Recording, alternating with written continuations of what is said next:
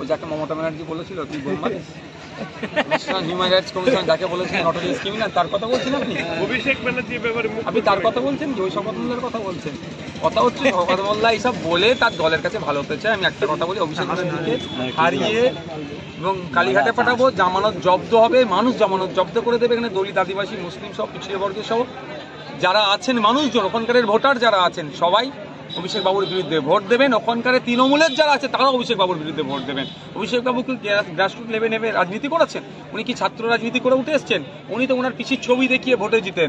তো এবার সময় এসেছে ওখানকার তৃণমূলের নেতারাও, তৃণমূলের সমর্থকরাও আইএসএফ এর পক্ষে ভোট দেবে, আমার পক্ষে ভোট দিয়ে আমাকে দোয়া আশীর্বাদ দিয়ে আমাকে লোকসভার মধ্যে পাঠাবে, আর অভিষেক বাবুকে পরাজিত করে কালীঘাটে পাঠাবে। হারার ভয়ে কি তাহলে ছোট থেকে বড় নেতারা কি এইভাবে আপনার পিছনে লেগেছে? প্রশ্ন ওটাই, যদি আমাকে বলে জামানত জব্দ হয়ে যাবে তাহলে আমার জন্য কেন শব্দ খরচ করছে? ছোট বড় মেজর সেজর যত নেতা আছে, শুধু কি বলে আপনার ডায়মন্ড হারবার আর নওশাদ সিদ্দিকী জামানত জব্দ হবে।